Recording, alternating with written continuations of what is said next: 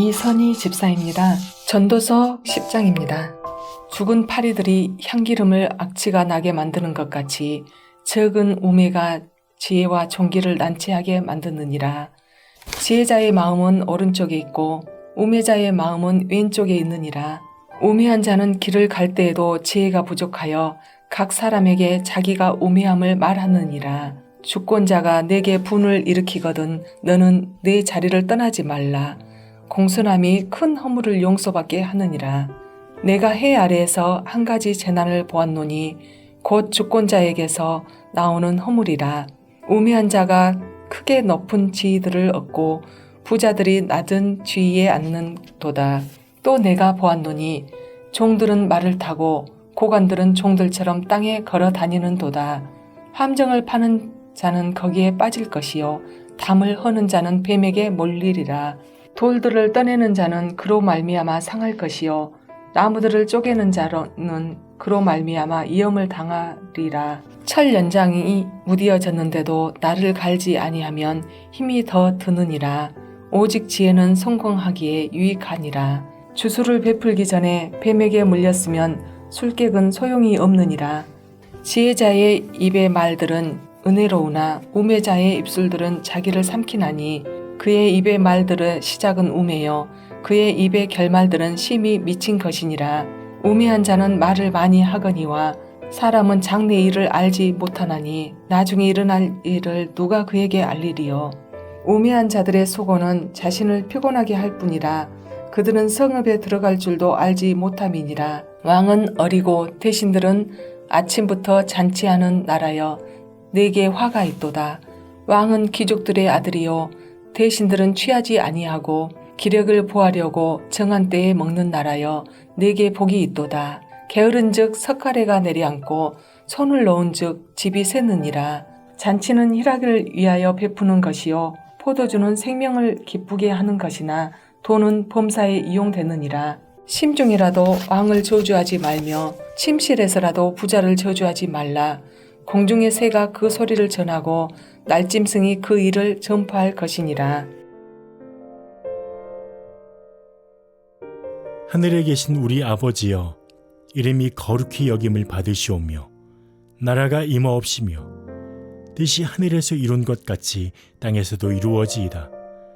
오늘날 우리에게 일용할 양식을 주옵시고 우리가 우리에게 죄 지은 자를 사하여 준 것 같이 우리 죄를 사하여 주옵시고 우리를 시험에 들게 하지 마옵시고 다만 악에서 구하옵소서. 대개 나라와 권세와 영광이 아버지께 영원히 있사옵나이다. 아멘.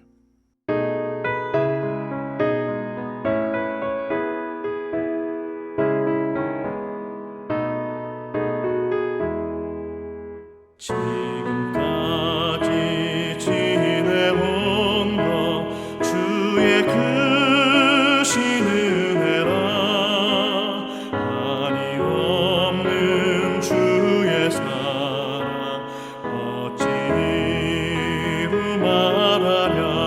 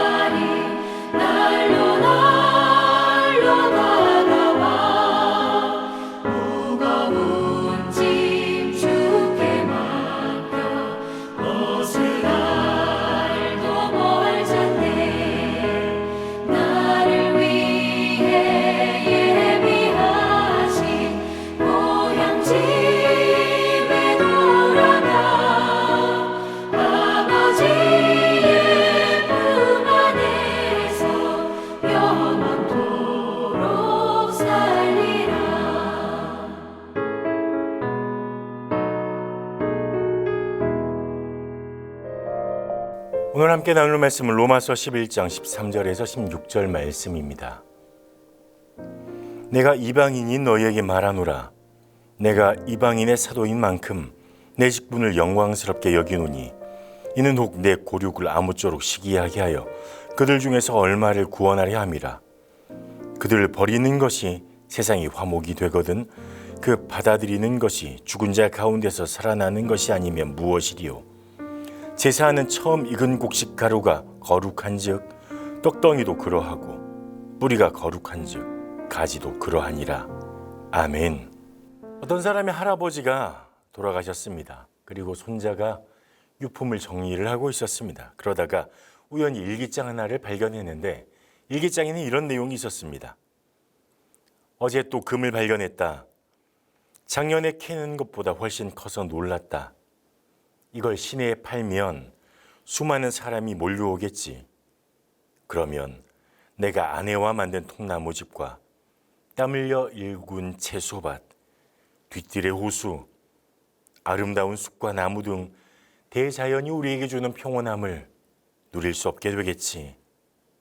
이걸 뒷뜰 양어장에 던져서 물거품 속으로 사라지게 할지언정 아름다운 삶이 눈앞에서 사라지게 할 수는 없다.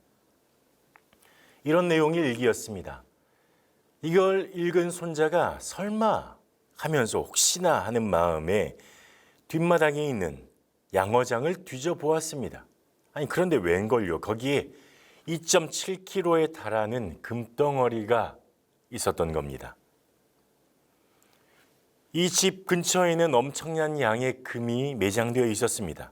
하지만 할아버지는 막대한 부를 눈앞에 두고서도 자연과 함께 또 가족과 아내와 함께하는 평온한 삶을 원했던 것이죠.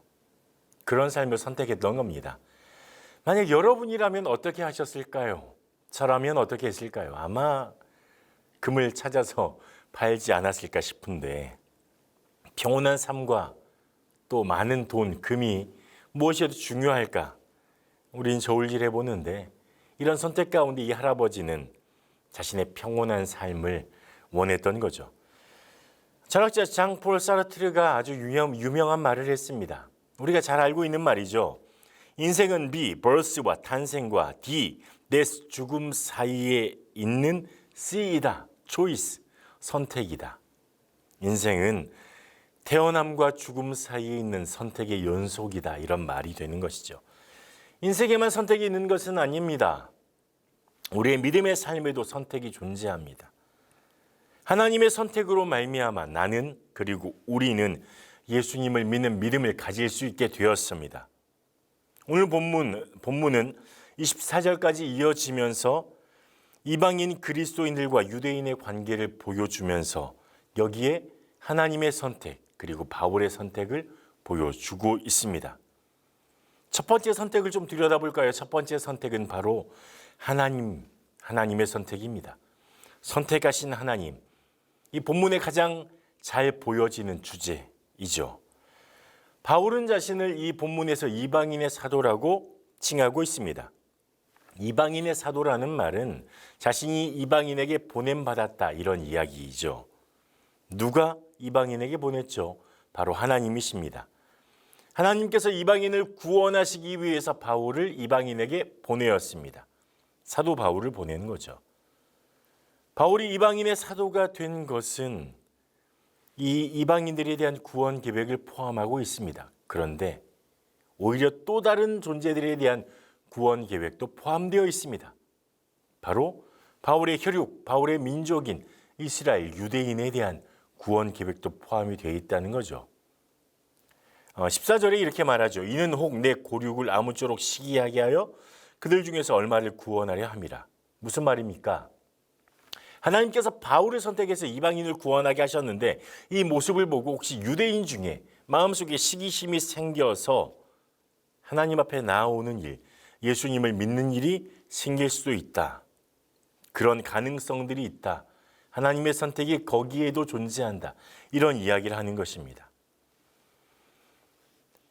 바울은 특히 이방인의 사도라고 이야기하면서 이스라엘 백성과 이방인의 관계에 대해서 오늘 본문에 대해서 이야기해 주는데 이것을 두 가지 비유를 사용합니다.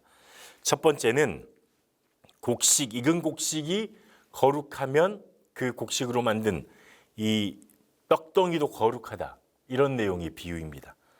또 하나는 참 감람나무, 이 감람나무에 접붙임 받은 돌 감람나무도 이 뿌리에서 줄기에서 나오는 같은 진액, 영양분을 받기 때문에 이 가지도 이 돌 감람나무가 아니라 참 감람나무로 인정된다. 이런 이야기입니다. 보편적으로 이 가루 그리고 나무, 이것은 유대인들의 전통 안에서 믿음의 조상들을 가리키는 말이 되겠죠. 그렇게 받아들여집니다. 하나님을 바라봤던 믿음의 사람들, 족장들, 아브라함, 이삭, 야곱과 같은 믿음의 조상들을 이야기합니다. 하지만 더 나아가서 온전한 양분을 공급해 주시는 분이 누구십니까? 온전하게 믿음을 공급해 주시는 분이 누구십니까? 바로 하나님이시죠. 돌 감람나무가 참 감람나무에 접붙여서 참 감람나무가 되게 하시는 분이 바로 하나님이시다. 이렇게 이해해야 하는 것입니다. 그러면 이 비유를 통해서 바울이 이방인 그리스도인들에게 하고 싶은 이야기가 무엇일까요? 원래는 참 감람나무였던 이스라엘 백성이 하나님을 거절하고 나무에서 떨어져 나갔습니다. 이 가지가 원 나무에서 떨어져 나가 버렸죠. 그리고 그 자리에 돌 감람나무가 접붙임 받았습니다.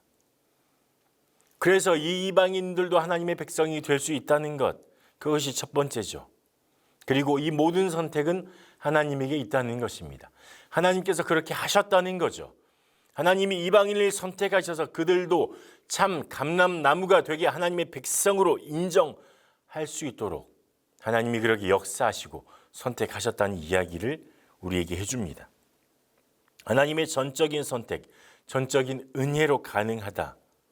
그런데 여기에서 바울이 또 하나의 이야기를 하는데, 원래 가지에서 유대인들이 떨어져 나갔다고 그들을 업신 여기거나 우습게 여겨서는 안 된다는 것입니다. 나는 돌 감람나무였지만 이제 참 감람나무가 되었다. 너희는 떨어져 나갔으니 이제 아무것도 아니다라고 비웃지 말라는 겁니다. 업신 여기지 말라는 것입니다. 나를 우위에 두지 말라는 것입니다. 왜냐하면 교만해지면 참 감람나무였던 줄기도 떨어뜨려 내시는 하나님이신데 하물며 너희도 그렇게 되지 않으리라는 법은 없다.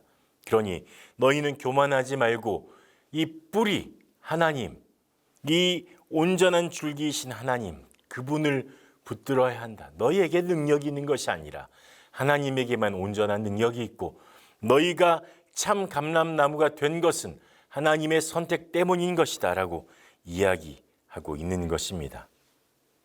그래서 하나님의 전적인 은혜임을 알아야 한다.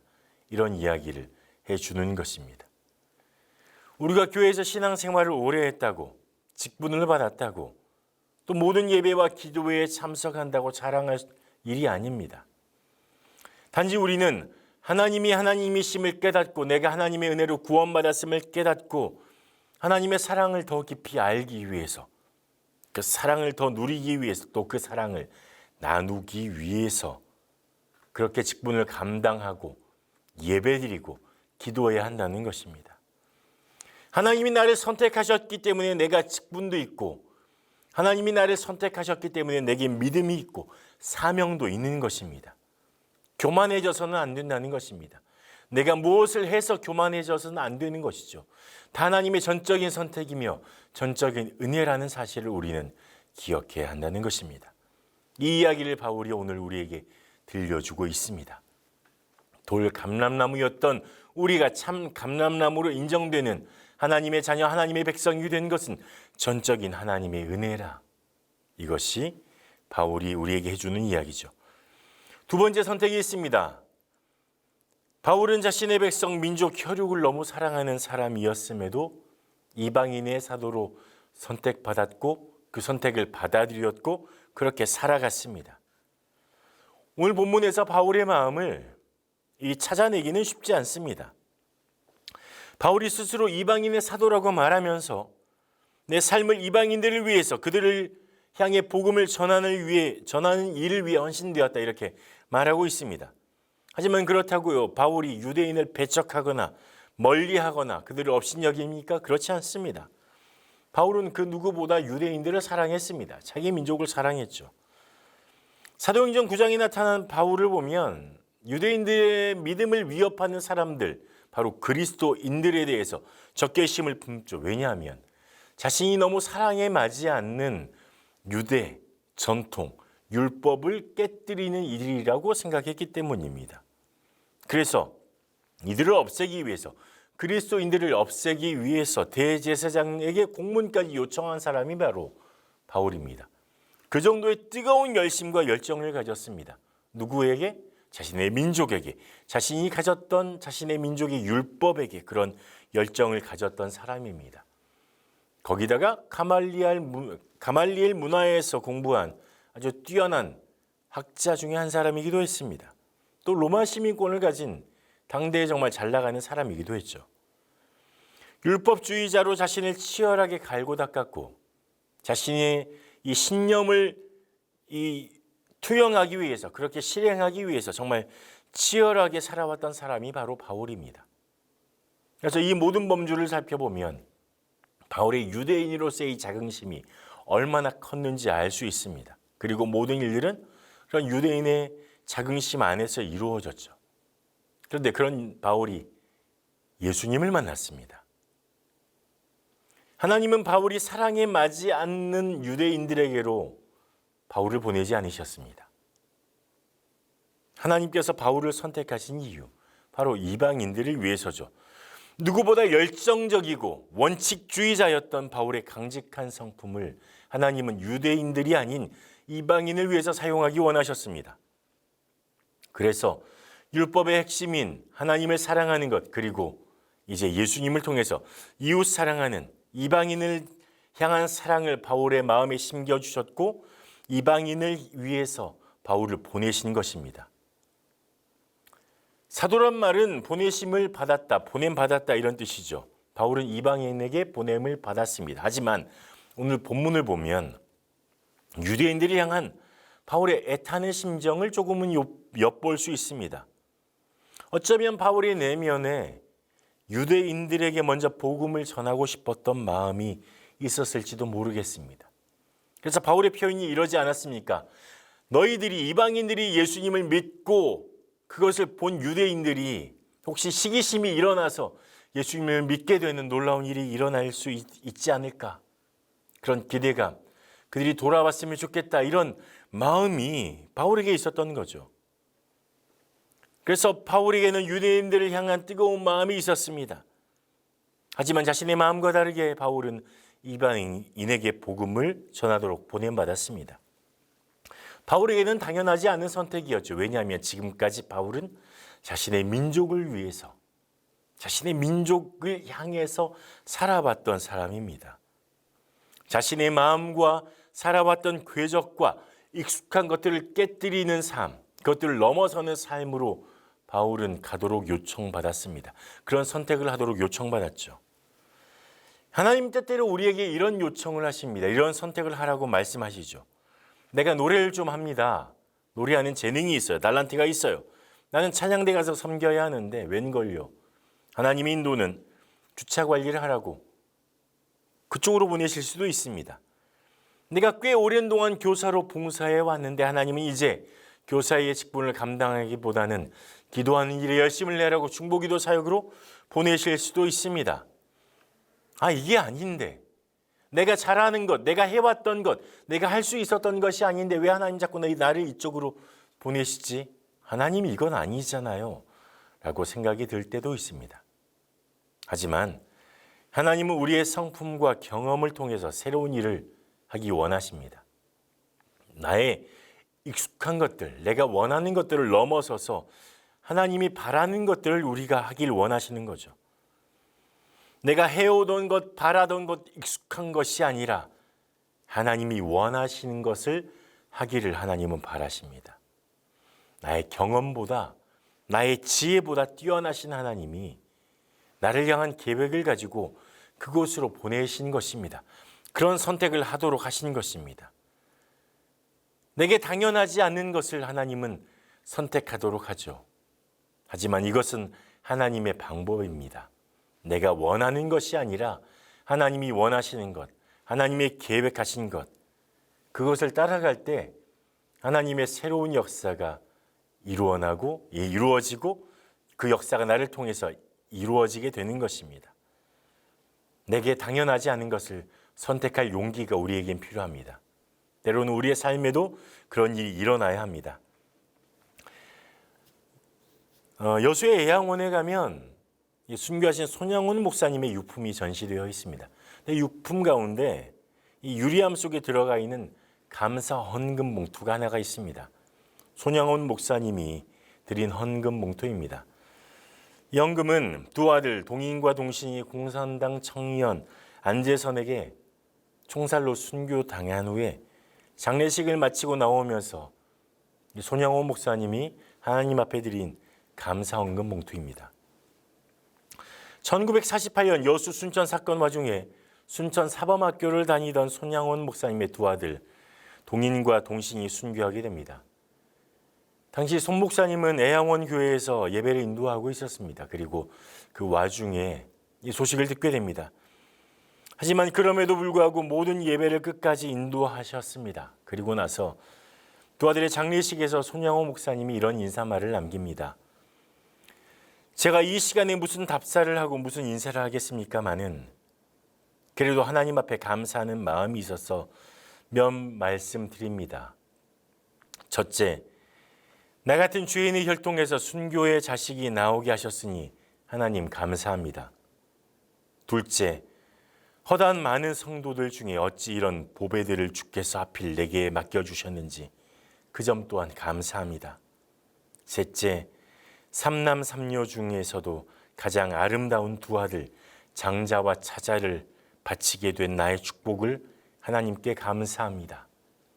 넷째, 한 아들의 순교도 귀하다 하거늘 하물며 두 아들의 순교일이요 하나님 감사합니다. 다섯째, 예수 믿다가 누워 죽는 것도 큰 복이라 하거늘 하물며 전도하다 총살당하여 순교당함이리요 하나님 감사합니다. 여섯째, 미국 유학 가려고 준비했던 내 아들 미국보다 더 좋은 천국에 갔으니 내 마음이 안심되어 감사합니다. 일곱째, 나의 사랑하는 두 아들을 충살한 한 원수를 회개시켜 내 아들로 삼고자 하는 사랑의 마음 주신 하나님 감사합니다. 여덟째, 내 두 아들의 순교로 말미암아 무수한 천국의 아들들이 생길 것을 믿으니 오히려 하나님 감사합니다. 아홉째, 이 같은 역경 중에도 이상 8가지 진리와 하나님 사랑을 찾는 마음, 여유 있는 믿음 주신 우리 주 예수 그리스도께 감사합니다. 10번째, 이렇듯 과분한 축복 누리게 된 것을 감사합니다. 이 이야기를 듣고 장례식장은 온통 울음바다가 됐습니다. 그리고 이 말씀을 마치고 헌금 봉투에 1만 원의 헌금을 드려 하나님 앞에 드렸습니다. 당시 손양원 목사님의 사례비가 한 달 사례비가 80원이었습니다. 그러니까 전 재산을 하나님 앞에 드리는 거죠. 이런 선택을 당연하지 않은 선택. 어떻게 감사할 수 있을까요? 그런데 그런 당연하지 않은 선택을 하는 손양원 목사님처럼 하나님이 가져다 놓으신 그곳에 내가 하나님의 뜻입니다. 제가 순종하겠습니다. 나에게 당연하지 않지만 하나님에겐 당연한 것이군요. 내가 기꺼이 주 앞에 말씀 앞에 순종하겠습니다. 그런 선택을 하는 우리의 삶이 되었으면 좋겠습니다. 하나님의 특별한 선택을 받고 특별한 역사를 기대하는 여러분에게 당연하지 않은 것을 선택할 때, 그것을 믿음으로 순종할 때 하나님의 역사가 여러분을 통해서 일어날 줄 믿습니다. 함께 기도하겠습니다. 하나님, 내 생각과 판단이 아닌 하나님의 선택과 하나님의 지혜를 믿음으로 고백하고 순종할 수 있기를 원합니다. 당연하지 않은 것이 당연해지는 선택이 되길 원합니다. 나에게는 힘든 일이지만 하나님을 신뢰하고 믿음으로 내게 당연하지 않았던 것들을 믿음으로 순종하며 선택할 수 있도록 도와주시옵소서. 하나님, 그리고 그 자리에서 하나님의 역사와 하나님의 놀라운 사랑을, 하나님의 은혜를 만날 수 있도록 주님 도와주시옵소서. 예수님 이름으로 기도합니다. 아멘.